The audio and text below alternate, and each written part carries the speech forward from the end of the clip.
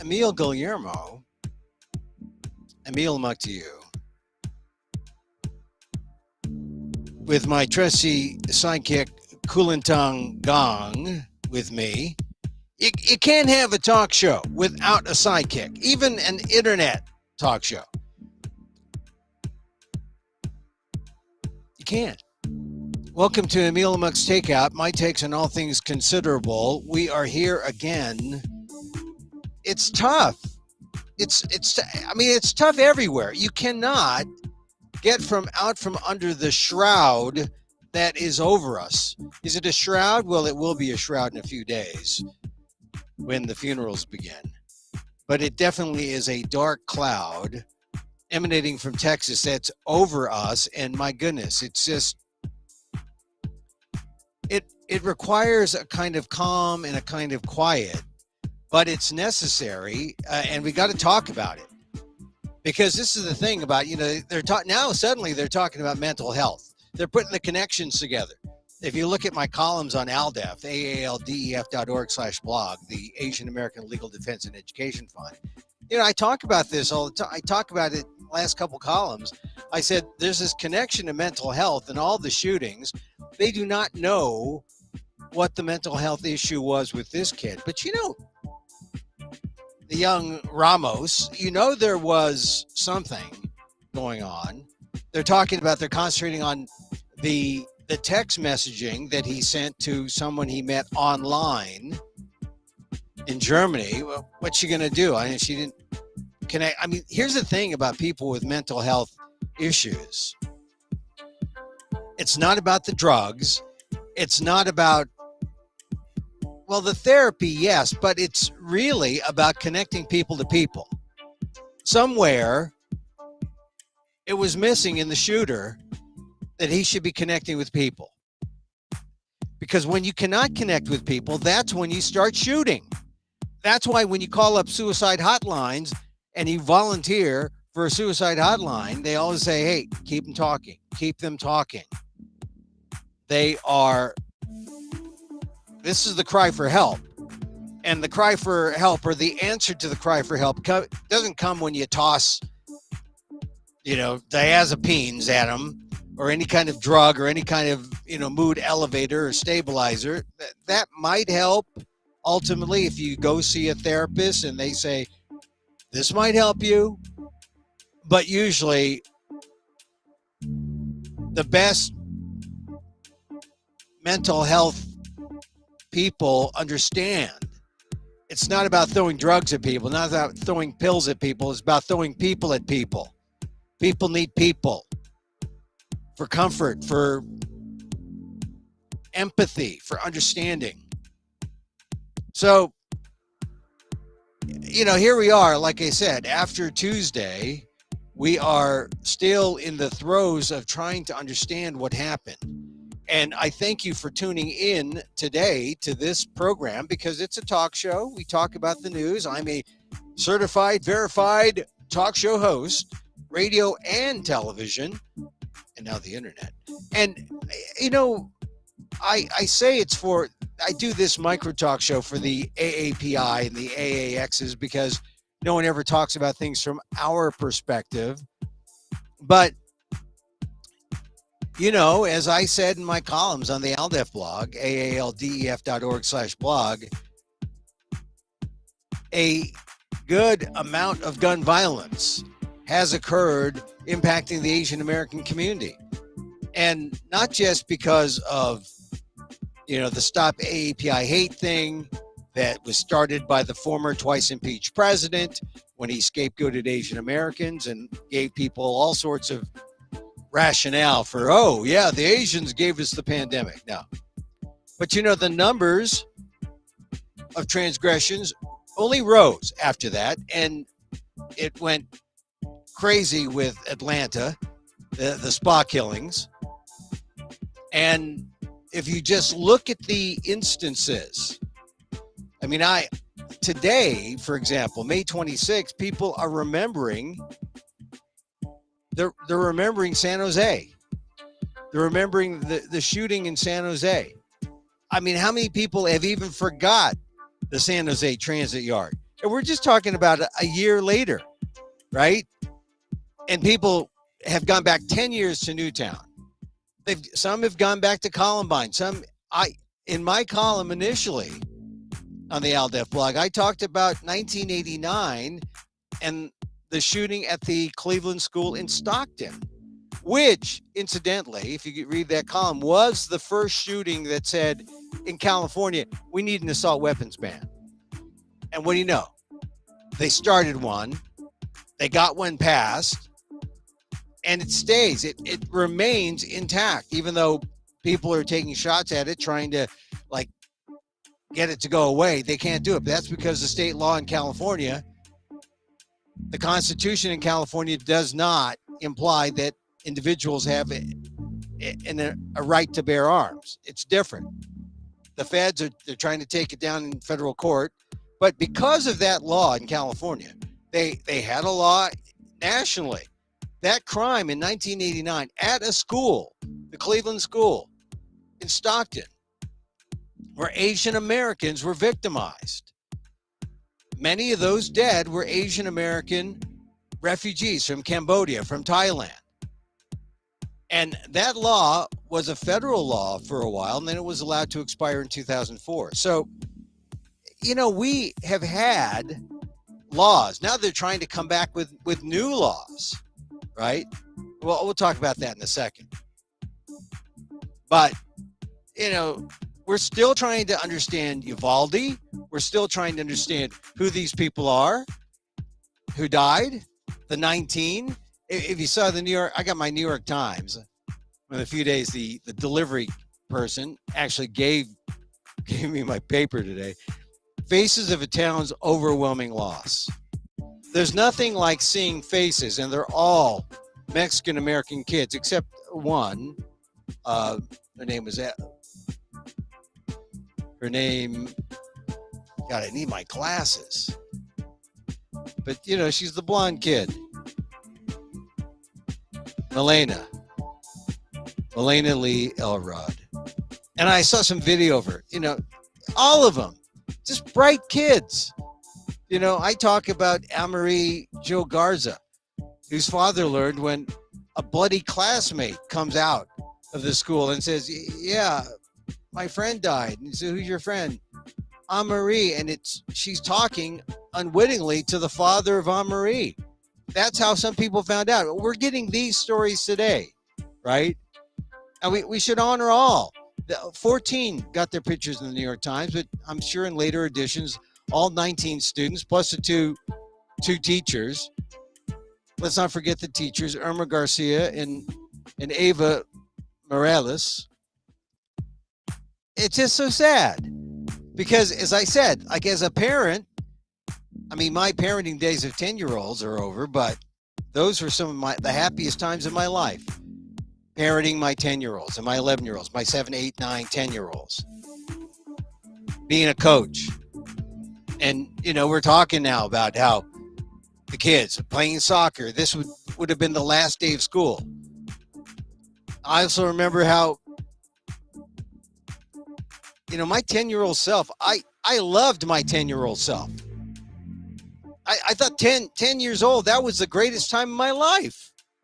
Actually, 11 and 12, because I had joined the Little League. I got a baseball uniform. My God, they don't let me wear a baseball uniform now. 10, they did. 11, I joined Pop Warner. Actually, 12. I was the MVP, 12-year-old Pop Warner team. I could not play football now. That's what I'm saying. When you're 10, 11, 12, those were the years. And those were, you have all of life in front of you. And so, of course, those were the best years, right? You're going to get your disappointment, kid. Don't worry. Disappointment will happen. But enjoy it now when you're 10, 11, 12. This is what I hate. These kids were robbed of the disappointment of their futures. They were taken when things were happening. It was exciting. It was the first time, and things were only going to get better until, this is life, right? Things are only better until they start not getting better. And then you got to say, got to have more kids, got to have more young people. And then, then you dote on your kids. And then when they get older, you say, need more young people. Then you have grandkids. I don't have my grandkids yet, but that's the thing about your 10-year-old self. And everything that I see on TV is about honoring these kids, and it's great. But here's the thing that I hate. The thing that I hate seeing is that now we got this down. We got this down. We got the Evaldi show now, and on all the networks, it's the shooting reality show of America. Like we like this.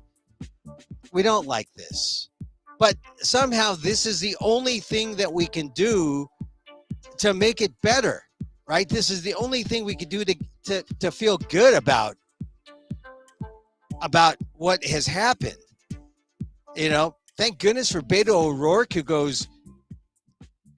busts into Governor Abbott's press conference and just calls him on it. Hey, look, until you do something, you've done nothing. Because the Republicans, they love the unborn and they love the guns and they don't care about the living. They do not care about the living. And now I know that Cornyn, the Texas senator, under orders from McConnell to, hey, let's get some kind of bipartisan thing together. But Ron Brownstein was right, the senior editor for The Atlantic, when he cited this stat.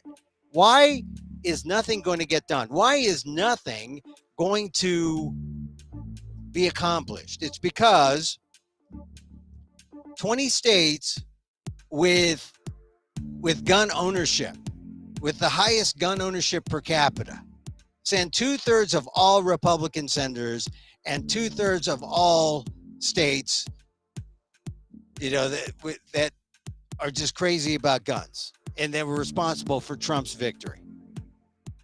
That's 70 million people. And yet, the 20 states with the smallest gun ownership, there are 190 million people. That's a snapshot of America that says nothing is going to get done.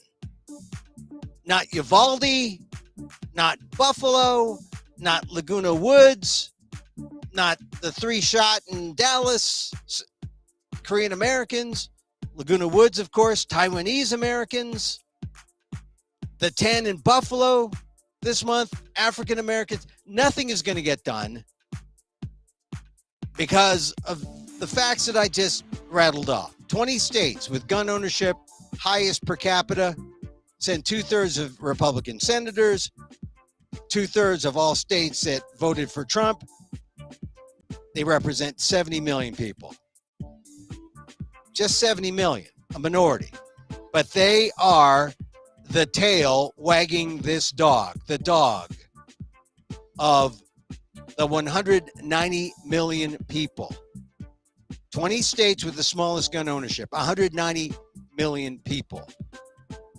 That's the big dog, but they're being wagged by the 70 million tail with the highest per capita gun ownership. That's why nothing's going to get done in the Senate. That's why all we're left with is the Uvalde grief show. The Uvalde grief show that is, look, we need the Uvalde grief show. When I picked up my New York Times, I saw those pictures of those kids and the teachers. We need this. We need to understand this. This is America. This is America. So why don't we do something about it? Because the 20 states with the gun ownership was the highest per capita. They send 2/3 of all Republican senators, and they aren't budging. It's gun tyranny. Gun tyranny, it's a reality. It's the snapshot of our world. And you're going to have to listen to Republicans on this who are willing to come together and understand that we need to break through this gun ownership thing. We need to break through our gun or our addiction to the gun lobby donations, at least to politicians, because that's what's causing this immobilization of our society. And once you know, the NRA is having their big thing this weekend. And of course, we're going to hear a lot from, it's in Texas, right? We're going to hear a lot from Abbott. We're going to hear a lot from Ted Cruz, all of whom say, oh, well, yeah, poor things, those kids. But, you know, these constitutional rights, you know, I mean, look at the gunman, Ramos. He went crazy on his 18th birthday, bought all those guns. I'm saying, you know, we need, I mean, even the laws now that they're proposing that have been on hold, like background checks and red flag laws and things like that, those should be the easy ones, right? We're not even talking about assault ban, like the kind they have in California. If we were, oh man, that would be even tougher. This is the reality. This is the reality of our gun tyranny. And that's why all we have to talk about now is the Great American Gun Show. The Great American Gun Tyranny. And yeah, it's nice to see the reporters and the anchors cry when they talk to the parents. Look, not making fun of that.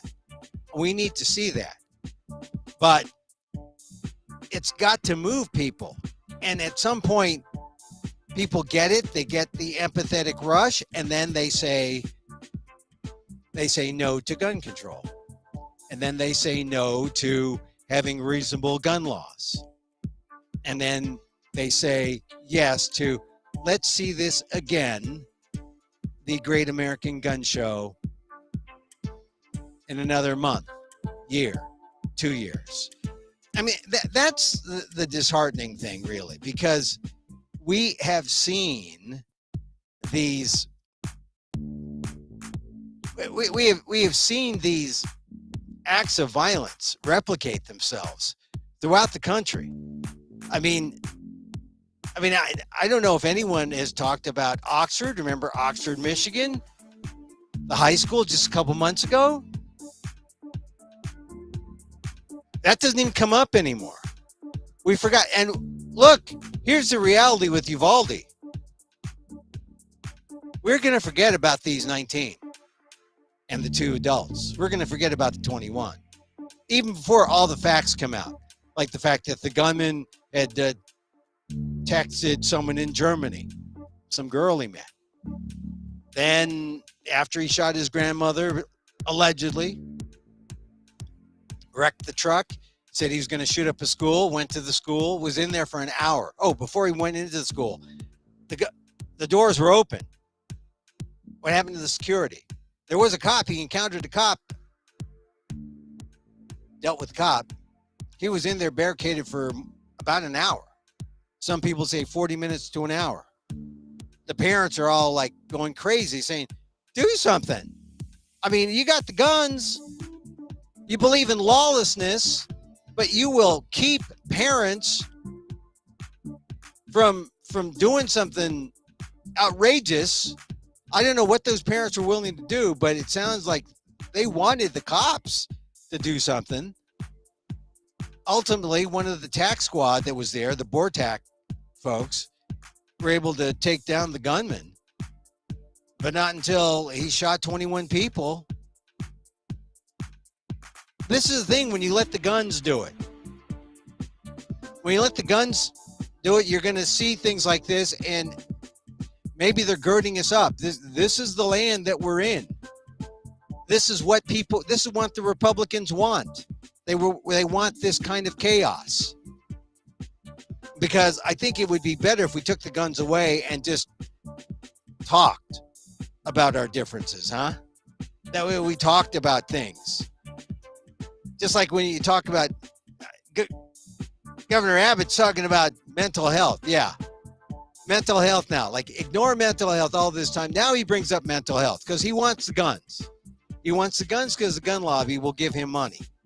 I guess if he talks mental health, he'll rely on the donations from the drug lobby, from the Pfizers and the Mallinckrodts and all that. All the gun all the drug families that create the diazepines and all the drugs, the mood elevators. Yeah. Now they're talking mental health. Here's the thing. As I said, you don't need drugs for mental. You need people talking to people. You need people understanding other people. That's what you need. That's the kind of mental health we need in America. Suicide hotlines, they got people talking to other people. That's what suicide hotlines are. We need people talking, not being isolated, people talking to people. This guy, Ramos, he was isolated. You need someone to talk to. You found someone online that you could text in Germany. You need someone in Uvalde. You needed someone close. That's the kind of mental health we need that we're not getting. So I talked about Oxford, right? We're not even talking about that instance. How about let's talk about what happened in that Valley Transit Yard, May 26th, last year. It was just last year. And Asian Americans, they were gunned down there.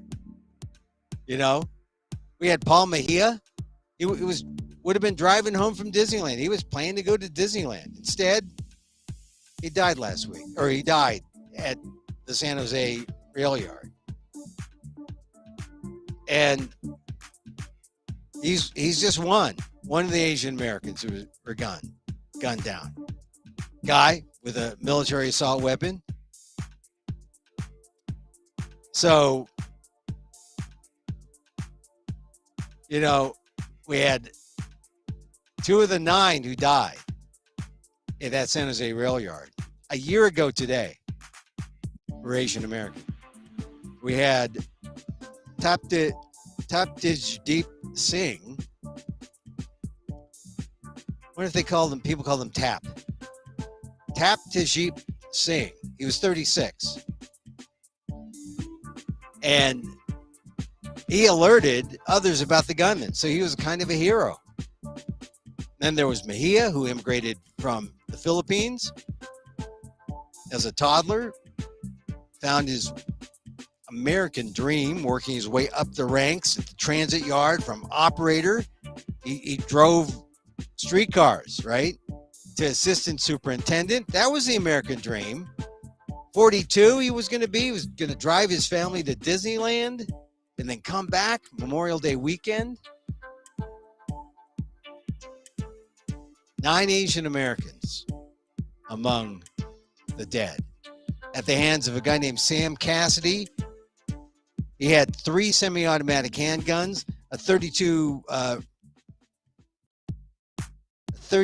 high-capacity magazine. He had 32 high-capacity magazines, and he fired 39 shots as he went from building to building. That's a guy who took Call of Duty a little too seriously. You know, you can see it maybe among kids, but actually it's the adults, right, who say, let's do it. So, May 26th, a year ago, they're talking about the San Jose Transit Yard in California. They're talking about it in the Bay Area. I don't hear anyone else talking about it because, you know, this is what happens. Things get localized. People want we're just 2 days after Uvalde. We're just trying to get Uvalde down. Hey, we're 2 years after George Floyd. And, you know, everything's under this cloud of Uvalde. We can't even think about George Floyd. And we should, because that whole debate has been totally misunderstood. We're not talking about defunding of the police. We're talking about making sure the police go after the right people, making sure the police aren't so rabid in their attempts to go after the bad guys that they see everyone that comes their way as a bad guy. Some people are going to be good people. Some people are not going to be bad people. Some people don't deserve the knee. Like George Floyd, who cried out, 30 times? I can't breathe. I can't breathe. No one listened to him. I think it was like 27 times, 30 times.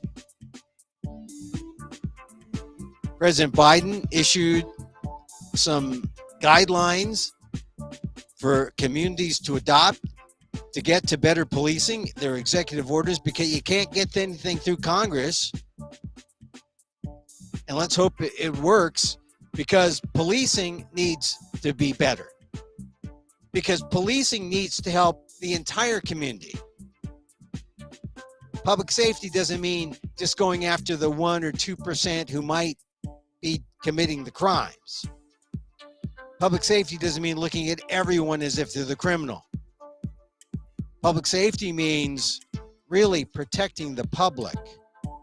And that means sometimes you're not going to be playing cops and robbers. You're going to be playing psychologists. You're going to be playing community empathizer. You're going to be playing some different role. But if you're looking at the world like us versus them, they're the bad guys, we're the good guys, well, you're going to have bad policing like George Floyd. That was 2 years ago. If your views change about policing, if your views change anything at all about how people in the police, on the police force, how they view regular people, how they view the public, that's what a revamping of policing means. It doesn't mean defunding the police. It means rethinking about what you're doing in terms of law enforcement. And that, unfortunately, after 2 years, has been lost. Really, we have missed the opportunity. Well, we can continue on, let's hope, but the message of George Floyd, which was even a year after, was so vibrant and loud. Now, 2 years later, especially with what we're seeing with Uvalde just kind of monopolizing our mind space, I just hope, spend some time and think about George Floyd today on the 2nd anniversary of his death. It's important. You know, I talked about the transit yard just a year ago. 3 years ago, this coming August. And let's talk about before the pandemic, right? Because I was in Washington, D.C., driving cross country after performing at the Fringe Festival, at the Capital City Fringe. And wouldn't you know, another shooting. Another, this time Dayton. How many people remember Dayton 2019? I bring it up because Dayton was horrible.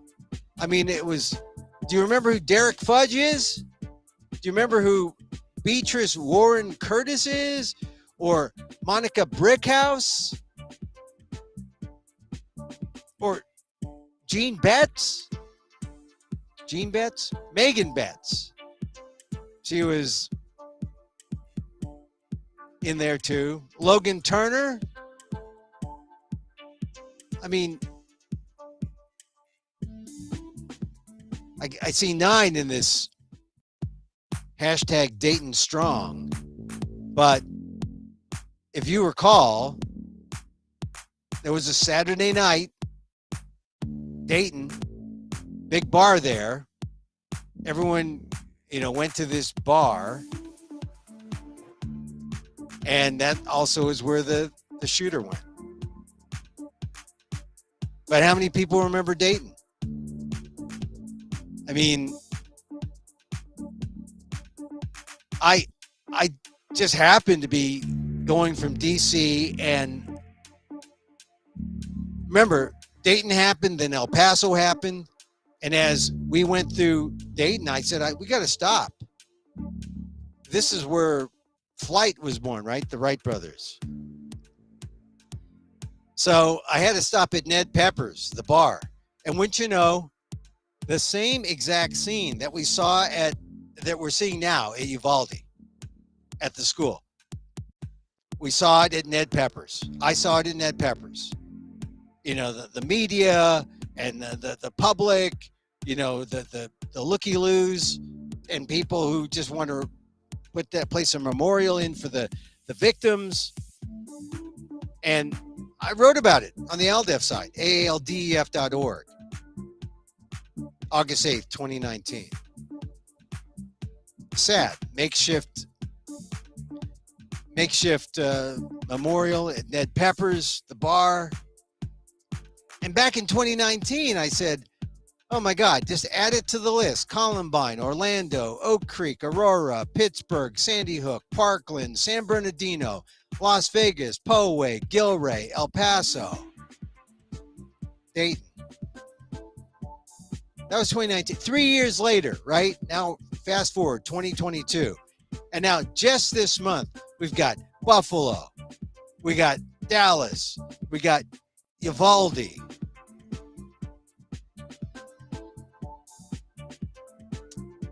And like I said, last year, San Jose Rail Yard. I'm just thinking, I mean, every time I mention that list, think of the images that come to mind. Columbine, Orlando, the Pulse nightclub, Oak Creek, the Sikh church, Aurora, the theater, Pittsburgh, the temple, the synagogue, Sandy Hook, the elementary school, Parkland, the high school, San Bernardino, I believe some kind of public government space. They're on some kind of retreat, I believe. Las Vegas, the music festival, Poway. I believe that was also a synagogue. Gilroy, the garlic festival, El Paso, the shopping mall. And could you name one victim from any of them? Can you even name the shooter? We want to block out all of the memories of these places, but this is part of the show. The Great American Gun Show. At every one of those, set up a satellite truck, a satellite feed, cue the anchor, go live. Hey, here we are. Here we are at Uvalde. Look at the people. That's what America's addicted to. True crime. It's the true crime that we don't need, that we can avoid this if we had sensible gun laws. Sensible. Look, you can respect the Second Amendment, but California has had an assault weapons ban. Here's the only thing that the assault weapons ban does. Instead of 19, 50, and 30, and instead of multiple mass shootings, you have, a gunman killed one or two, maybe three. If you don't want sensible gun laws, let's have sensible shootings. Not the mass shootings of 10s and 20s and 30s. I mean, that's what happens when you ban the assault ban weapon. It's not fair. It's not fair for the cops who are trying to stop this guy. It's not fair for the innocent victims. It becomes a free-for-all. It becomes really the worst thing about our democracy. If we can't agree on what's safe and what's constitutional. What's constitutional shouldn't be giving the right to someone to bear a weapon so he has the right to kill an innocent person. No, that's not right. That shouldn't happen. And once again, the reason why we don't have sensible gun laws, because 20 states where the gun ownership per capita is highest send 2/3 of all Republican senators and 2/3 of all states that voted in Trump, 70 million people. Versus the 20 states with the smallest gun ownership, 190 people. This is the picture of America that means nothing gets done. So I just want to close by saying I get triggered. I get triggered by the trigger. And I try to be equanimous. I try to meditate, but I think meditation helps. Oh, I'm not nearly as amok now as I would be without meditation. Meditation has helped. Thich Nhat Hanh, God love you, Thich Nhat Hanh, who died this year, right? Breathing in, I think space. Breathing out, I think I'm free. Breathing in, I see and feel the space. Breathing out, I sense my freedom. That's how I get free from the restrictions of the gun lobby and their tight restriction on America. But, so I'm triggered by the trigger, and I mention this because it is the 26th of May, and I did not mention how on May 4th, it was the 8th anniversary of the shooting of my cousin Stefan. And people might say, oh, Emil, I see on your Twitter, @Emil Amok, that, hey, justice for Stefan. Who's Stefan? Well, Stefan's my cousin. Who was shot. My second cousin once removed. Son of my first cousin. Who came to America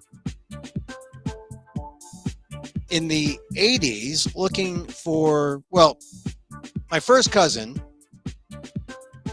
was in the line for the visa. Has family, has kids, and suddenly these kids, they get the benefits of the father being in line. They come to America in the 90s. And when they came, it was like, this is the legacy of the Guillermo family. That's why Stefan's death, he was the oldest. It impacted me 8 years ago. And 8 years ago, I didn't even mention it. 8 years ago, 8 years ago, I did mention it, but today, 8 years after, I didn't forget. I just was preoccupied with stuff. This is why people say, oh, well, we'll do the anniversary on the 10th, or we'll do it on the 20th, or the 50th year after. And people are sort of predisposed to want to forget these things. Normally, I'm the one in the family who doesn't forget. I'm the one in the family who fights. I'm the one in the family who says, remember Stefan. Remember. I'm sure some people remembered Stefan, but the family's in kind of disarray now. Mostly because of COVID. And the fact that we aren't together. I'm in my gong closet. They could see me on Facebook. But yeah, if you Google me and Stefan Guillermo, you see everything I wrote. It was important because I think it's because the gun violence just got to me. Because it didn't have to happen. He was shot because he walked into the wrong apartment. And the man who was in the apartment had a gun. And the California law says if someone enters your home, you have a right to shoot to kill.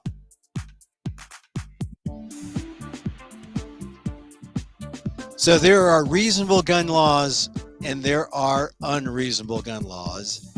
That, to me, has always been an unreasonable gun law. I think the family of Trayvon Martin would agree. But that's just where we are. And we're back to, how do you get those laws passed? Well, 20 states with gun ownership per capita is highest and 2/3 of all Republicans, you're not going to get any sensible gun laws passed. The best, unfortunately, I think we can do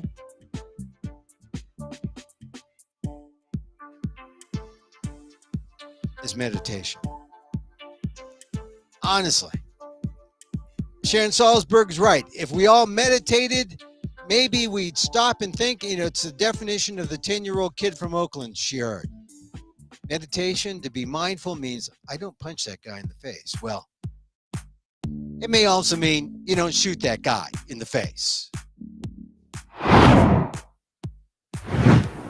I had so many other things I wanted to talk about today. I had planned, the scheduled things like, it was Harvard class day yesterday. And Michelle Wu, right? The mayor of Boston, she got to give the speech. And yet, I love Michelle Wu, mayor of Boston. But, class day, it's important. I gave the funny speech on class day. But, no. I just,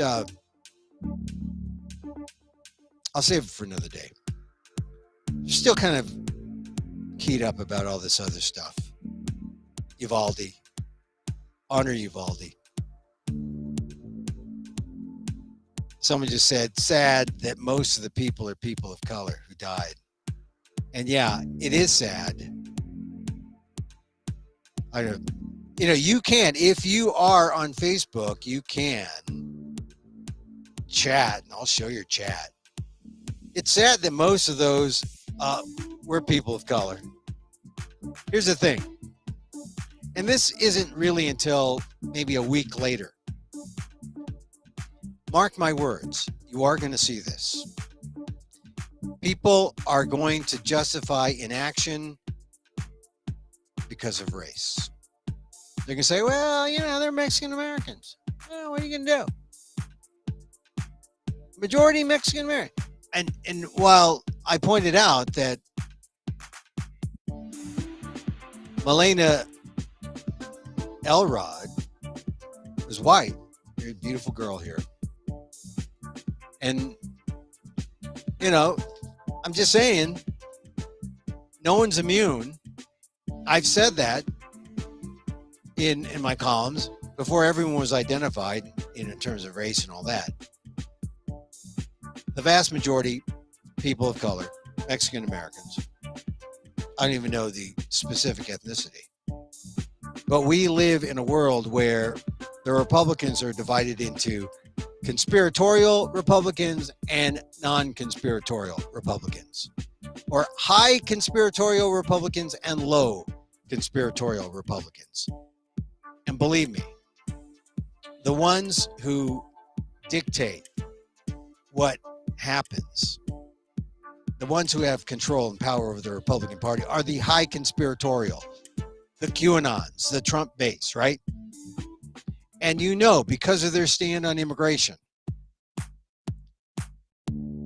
they're not ready to say it out loud, but it's coming. And that is, well, these were immigrants. These were people who came from across the border. Because legal or illegal, that's what they're going to say. These high conspiratorial Republicans are going to take that stand. And the American public, the good American public, has to be ready to stand up to that bald-faced racism. because I assure you it is coming. It is coming, and we're going to have to speak out because it is coming. Okay. Hey, look, I appreciate you being on the show today. Read my columns on the ALDEF blog, aaldef.org/blog. See me on amok.com. You get all the repeats, all the show. Also on Facebook, facebook.com, Facebook Watch, Facebook Live, or Facebook at emilguillermo.media. Also on Twitter at Emil Amok. That's where you can get us. Regular enthusiasts of the show know that, well, at some point, I go into meditation. I dropped a little Thich Nhat Hanh, breathing in, I see mountain, breathing out, I see strength. Mountain, strength. Or how about mountain, strong? Mountain, strong. Because we're going to have to stay strong here as a country and know what has to be done if we're going to save our democracy. Someone said, you got to trust the right-wing pundits who are trying to reach out because they know the division that's perpetrated by the high conspiratorial whites in the Republican Party isn't going to stand. And we got to come together as a nation. This should be the time. Let's hope. Let's hope. I don't think anything's going to get done, but let's hope. Think about your 10-year-old self. It's important when you think about the kids in Uvalde. And so, as I wish for me, I wish for you. A little loving kindness meditation. May you be safe. May you be happy. May you be healthy. And may you live with ease. Emil Guillermo here. Live, 2 p.m. Pacific, live streaming every day. Check out the recordings on amok.com. Till next time. Mahal. Mahal. Mahal.